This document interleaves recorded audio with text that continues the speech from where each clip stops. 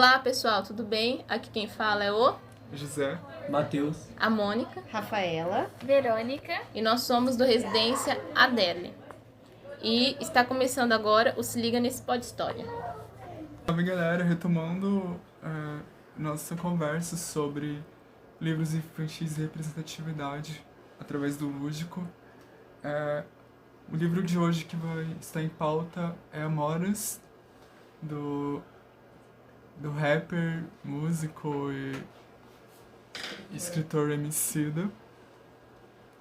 A gente tá trazendo série de livros, como falado antes, com o intuito de demonstrar a variedade de narrativas que temos hoje em dia, que trazem a diversidade de foco, que trazem a representatividade, que falam sobre cor, que falam sobre a gente exaltar o diferente e o respeito diante disso. E para apresentar o livro e lê-lo, contamos com a residente Mônica. Bom, esse livro ele foi dedicado a Estela, a primeira pessoa que vi salvar o mundo.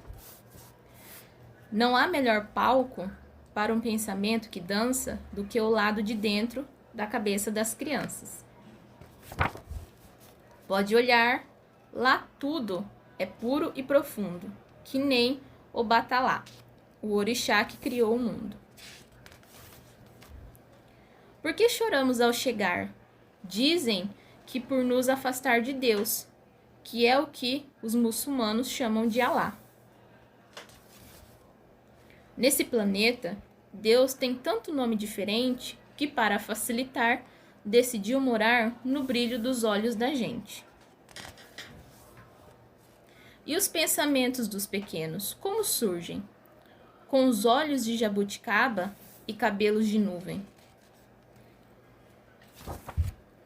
Vão espalhando toda beleza por aí. Me esforço para ensinar, mas foi com eles que aprendi. Em um passeio com a pequena no pomar, explico que as pretinhas são o melhor que há.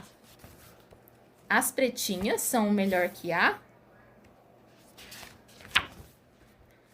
Amoras penduradas a brilhar. Quanto mais escuras, mais doces, pode acreditar. Então, a alegria acende nos olhos da menina. Que conclusão incrível alcançou a pequenina. Forte como lutador no ringue e gentil como Martin Luther King. Ela apanha amoras dos galhos e do chão. Ao vê-la, Zumbi dos Palmares diria: nada foi em vão. Nada foi em vão. Fez as palavras soarem como um canto, ao brincar com as frutinhas com um sabor de acalanto.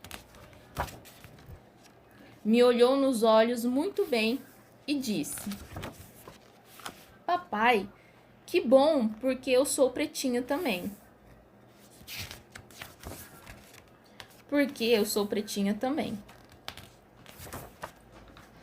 Esse livro ele é muito interessante porque, além do poema, das frases afirmativas e exaltando a cor preta, o autor ele traz no final um glossário. Um glossário com palavras que, na língua portuguesa eurocêntrica, não tem tanto conhecimento. Mas quando a gente coloca um contexto afrodescendente na língua portuguesa, ganha sentido, ganha importância e exala o respeito. Algumas das palavras abordadas no texto é o Batalá, que na mitologia iorubá, que é uma cultura africana, o Batalá é conhecido como o grande orixá, pois foi o criador do mundo, dos homens, das plantas e dos animais. E também, para explicar os orixás, traz no glossário explicando que eles são os ancestrais africanos, que se tornaram seres divinos. Além disso, ele desmistifica a questão da África, que, apesar de que muitos acreditam, não é um país, é um continente.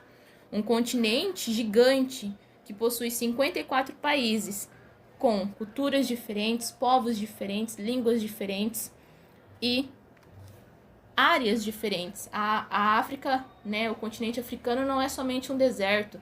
Tem lugares com matas, tem lugar com riqueza e tudo mais. Alá, que é a designação muçulmana de Deus, traz também um pequeno resumo sobre quem foi Martin Luther King, que foi um importante pastor e ativista norte-americano, que foi uma figura central de uma campanha que pregava o não à violência e o amor ao próximo. Lutou para que as pessoas não fossem julgadas pela cor de sua pele, mas sim pelo seu caráter. Traz também um pequeno resumo de quem foi Zumbi dos Palmares, que foi um grande guerreiro brasileiro, um dos últimos líderes do Quilombo dos Palmares, o maior que existiu no Brasil. Zumbi lutou bravamente pelo fim da escravidão, um grande crime contra a humanidade que causou muita tristeza e sofrimento a milhões de pessoas do continente africano e do resto do mundo. E Quilombo, que era um refúgio dos escravos fugitivos. Ao longo da história, houve milhares de quilombos no Brasil e em todo o continente americano. A gente pode perceber também nesse livro, mais uma vez, ressaltando a beleza da pessoa negra, eles fazendo uma comparação das amoras, que as mais pretinhas são as mais docinhas. E logo em seguida, a menina falando, pai, ainda bem que eu sou pretinha.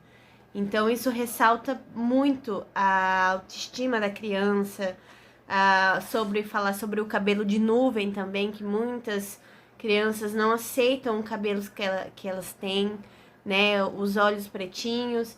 Então, essa questão de autoestima da criança já nasce ali, não vai ser um problema para ela na questão adulta, né? Isso é muito bom ressaltar, e nesse livro ressalta bastante. Faz pouco tempo que tem esse movimento de pessoas pretas que soltam cabelo, não sei se vocês já repararam. Eu acho que eu comecei a ver isso com 10 anos, 11 anos, pessoal deixando o cabelo solto. E também tem o movimento da cultura que tenta trazer mais representatividade, muito pelo mercado que está abrangendo mais essas siglas por conta de venda mesmo, mas isso também tem uma importância representativa, como o livro Amores, que quando a gente coloca heróis negros, como Pantera Negra, como o novo Homem-Aranha O Miles Morales. A representatividade, né, que isso traz, aumenta muito a autoestima, né, das crianças. A Pequena Sereia. Sim. Tipo, não somente como uma representatividade por si só, mas no caso do Pantera Negra, traz uma nova visão de uma África um novo imaginário de uma África futurista que só existe porque não foi colonizado, no caso Wakanda. E o trabalho do Emicida em tudo disso, ele tem isso de trazer essas referências históricas. Não só no livro, né, nas músicas também. Músicas, o rap faz muito isso. O Racionais traz essa realidade da periferia, da marginalização. E é um movimento que tá indo além do representativo, tá indo uma questão política mesmo, de corpos que foram escravizados, foram raptados de sua terra de origem, de suas etnias, culturas, e sofreram diversas formas de desumanização, mesmo depois da libertação entre aspas, que não foi por Isabel, mas foi uma luta do próprio povo negro. E hoje em dia essa cultura está sendo usada pelo mercado, mas está tendo essa criticidade, não é uma coisa vazia por si só. É para a autoestima das pessoas, é para mudança mesmo, social. E é interessante colocar que o livro, né, é resultado de grandes momentos de reflexão, porque ele escreve para a filha dele, porque ele percebe uma falta de livros de representatividade negra na área infantil. Por esse motivo que ele faz esse e outros livros, inclusive, que ele tem para uso próprio de sua filha. E assim também influenciar a visão e também abrir os olhos para essa cultura de entrar na casa de outras crianças também que são negras, que são pretas e que precisam. E como falta representatividade na parte da literatura infantil. É excelente o trabalho do Emicida em trazer um livro desse. Porque, como mesmo o José falou, né? Sobre a questão dos cabelos soltos. Se a gente voltar um pouco tempo no passado, 10 a 15 anos no passado, já era muito difícil as mulheres de cabelo cacheado, cabelo crespo, conseguir encontrar produtos para os cabelos delas. Com certeza. Até hoje já é complicado, mas a gente vê uma variedade maior, naquele tempo era mais difícil ainda. Se nos produtos de cabelo, de cuidados que aumentam a autoestima das pessoas já era complicado, imagina se a gente pular para o campo da literatura, não é? A falta de representatividade era muito grande. É muito bom ver que agora já está aparecendo mais livros. As crianças agora, desde pequenininhas, já estão tendo um contato maior com isso.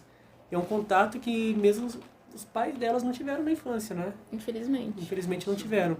Hoje em dia a gente pode encontrar, mesmo que poucos, alguns livros dessa representação. Acho que é isso então, pessoal. E nos aguarde pro próximo episódio do Pod História. Até mais. Tchau, Tchau, tchau. Tchau, tchau.